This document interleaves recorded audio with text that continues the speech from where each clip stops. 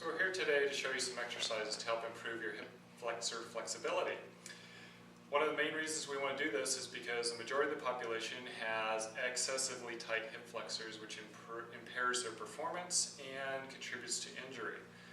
The clients we see here, whether they're physical therapy or Pilates training clients, all have issues with their hip flexors. So very, very important muscle. A lot of us sit all day long. Those muscles are getting tighter and tighter as we go through our day.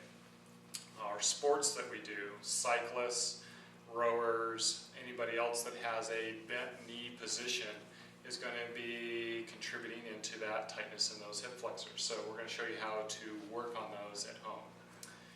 So Kathy, we're going to have you lay back on your back. At home, if you can lay back on your back on your bed, a table, a couch, something like that where your leg can hang off the end, this would be a great starting position to begin with.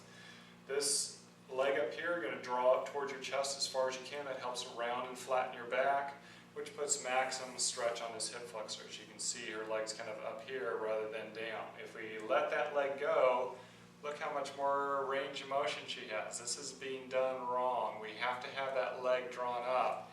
Then you get true hip flexor length. Okay?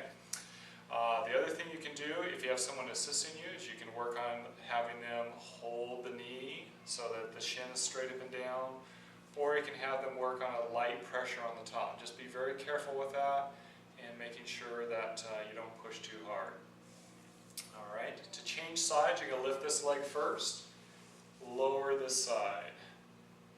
Good. As you transition, just make sure it's slow and controlled, that you're not getting rapid movement.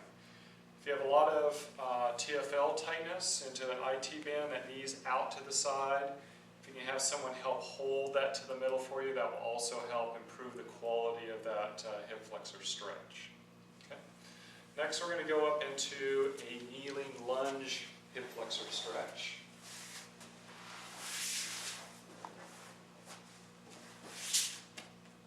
Very good. So, starting position, we want to be at 90-degree angles. What you often see with people doing this wrong is they're in this position here.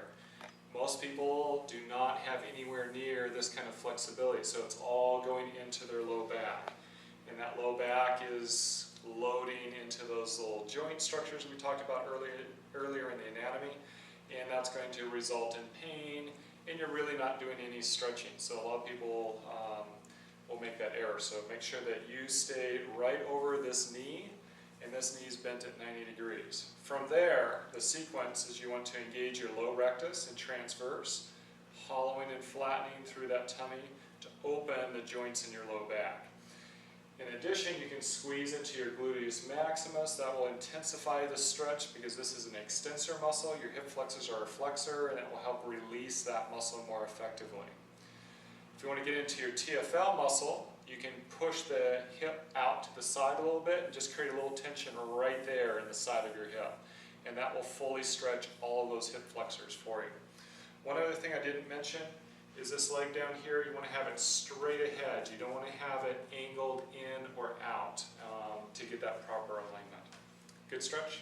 Very good stretch. Okay, very good. And all of these stretches we want you to hold for about 60 to 90 seconds. To get a good effective stretch. We're next going to show you a standing stretch. So if you can find something like a park bench, a car bumper, a stump, anything that you can find to put your foot up on, a chair works great as well. You're going to start there. Holding on to something gives you better balance, but you can also, if you've got really good balance, you can stand on one leg. What people often do incorrectly here is that their forward leg is too far forward. So hop that leg a little forward for me. There we go. And this leg is either too high or too far back, and they really go into that lordotic curve again. It's this swayed position. So, and that tummy gets pushed out. So what we want to do is, again, kind of get a position where you feel a little tension. You're going to engage that low rectus, transverse to tilt and hollow that pelvis back. Very good. Engage through that gluteus max muscle again to intensify the lengthening of that hip flexor. And on this one, we want to draw the knees together in the middle to put tension on your TFL. All right? So that's a standing hip flexor stretch. Another version of that, this one here does a combination of rectus femoris and iliopsoas. To get more into your rectus femoris, we're going to have you turn, face the other way, left hand on the bar, and grab the top of your right foot with your right hand.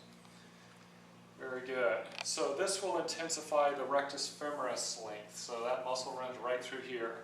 This arm here, you're going to hold the top of the foot. That's all it does. It doesn't try to pull it. This is what a lot of people do. You can see that going right into her back. It's not stretching her hip flexor.